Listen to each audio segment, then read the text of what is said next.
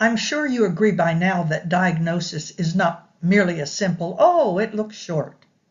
Sure, it might be V-shaped or heart-shaped if it's attached right on or near the tip of the tongue, but it doesn't take that extreme to cause problems. What about where and how it attaches onto the floor of the mouth? If it attaches well back on the mouth floor, do you think it might be a different outcome than if it attaches close to the lower alveolar ridge? Picture that. See what you think. And what if it's right on the lower alveolar ridge, but what if it's low on the ridge, midway on the ridge? What if it's high on that lower alveolar ridge? Might there be a benefit to having a flexible floor of the mouth with more give to the tissue? In nearly every definition, the word short is used to describe the frenum. If it's short and flexible, and it's far down on the tongue and far back on the floor of the mouth, do these things matter? Should we take these things into account or ignore them? What if it's taut, very tight and thick? That might make a difference, even if it's attached right where it should be. The inflexibility might play an important role. If it's very short, yet it's far down on the tongue and far back on the floor of the mouth and somewhat flexible, it might allow fairly good function in spite of being very short. Well, what if it's thin and flexible? Well, then it might not create a problem if it's attached under the lower alveolar ridge. I bring up these things so you'll see that it's not a cut and dried situation.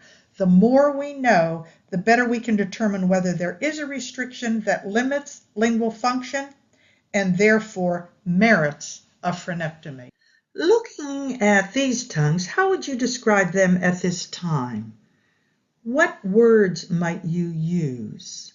Take a few seconds and think about it.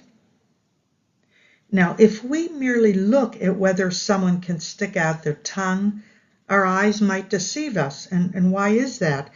Well, the front of the tongue of the person on the left is really not out at all. Many describe this as heart-shaped or V-shaped.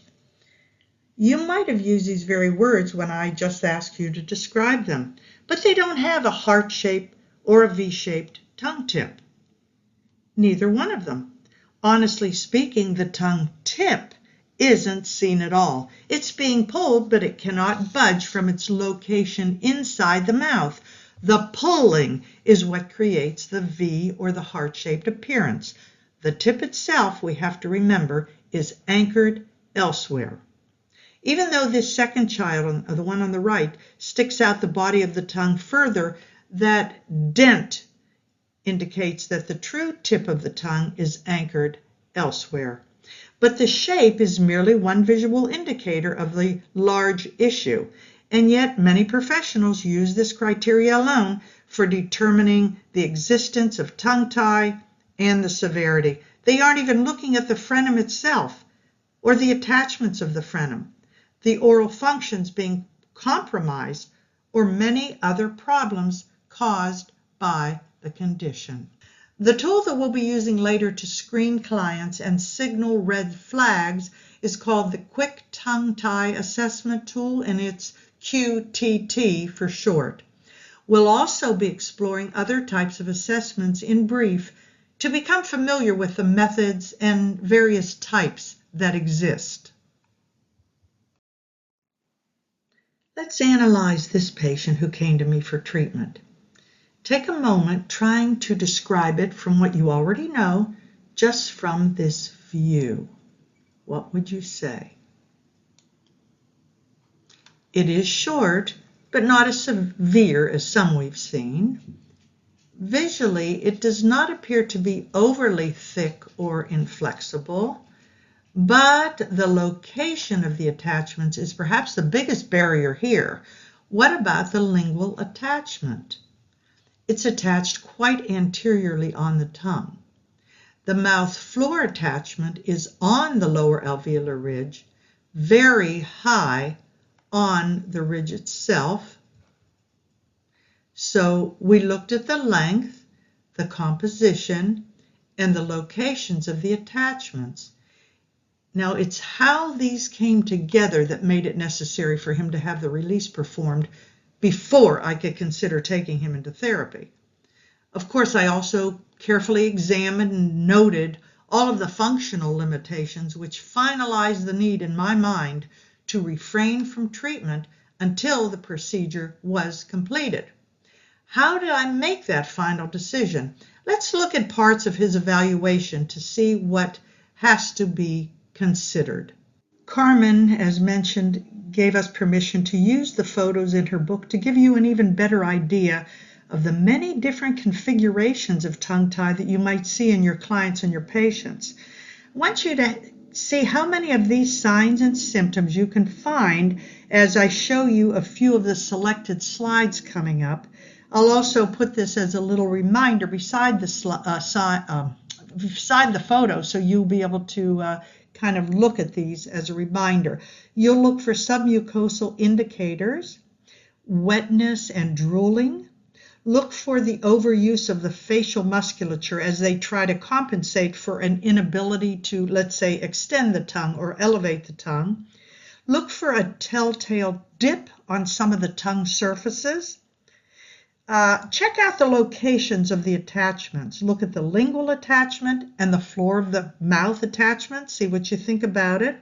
And any of the other signs that you can recognize that we talked about, maybe a thick or a flexible or a flared frenum, for example. So let us check some out here and see how well you do. What of these characteristics on the right, if any, do you see in these 4 photos where the clients were asked to stick out their tongues? And by the way, isn't it interesting how all of them attempted to do it differently, I'm sure based on their particular restrictions, and perhaps what has worked best for them in the past, even if their best was really not so great. So hopefully you can see some of the things we listed on the right in these 4. Goals post-release include oral excursions and shaping skills that demonstrate that the patient is maximizing his lingual functions and doing what may reasonably be expected for a tongue to do. Here are the requirements on the proficiency exam that we use. First, they must be able to go from a skinny tongue to a fat tongue, so skinny to broad, without using the teeth or lips as guides that we saw in so many of the photos, and no forward thrusting movements of the tongue. The criteria is to be able to perform it 10 times in a row correctly. Secondly, they must be able to repeatedly move the tongue in 3 planes, horizontally, laterally, and vertically, in and out, commissure to commissure, and from the spot downward within the mouth, up and down. All 3 directions independently from the jaw, the lips, and the teeth. The person's attempts in this photo that you see here would not be acceptable for doing the horizontal. Why is that? We want to know how they function independently, remember, not how the jaw or the lips or the teeth move or support the tongue, but rather what the tongue can do differentially. That's why this person's attempt would not be acceptable. Let's see a short demo starring literally a lady who conquered all of these with excellence. Here she is performing the horizontal as it is supposed to be done. Horizontal, in and out a few times. Very good. Thank you. And you see it didn't drag on her lips or her teeth, and it moved independently. Her jaw didn't carry it forward. Let's look commissure to commissure laterally. Lateral.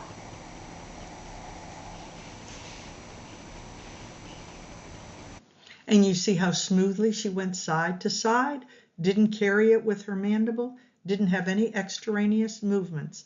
This next one is the most difficult for most patients, and she does it as nearly perfectly as I've seen anyone. She's not making this happen. You'll see she allows the tongue to go from the spot and naturally fall down and back. And let's continue with the article. Even an the R sound can be produced with the tongue tipped down as long as the back of the tongue is elevated on both sides. For the production of the TH, the most the tongue needs to protrude is to the back of the maxillary incisors. All of these sounds can usually be produced, she states, even with significant tongue tip restriction. This can be tested by producing these sounds with the tongue tip pressed down or against the mandibular gingiva. This results in little, if any, distortion. Now, I don't disagree with her here, but think about it. What is she discussing? She is discussing sounds in isolation. Of course, we can approximate many of the sounds in isolation as she suggests, but isn't that inconsequential? The speech will be slowed to an unnatural rate if the client truly tries to speak precisely under these conditions.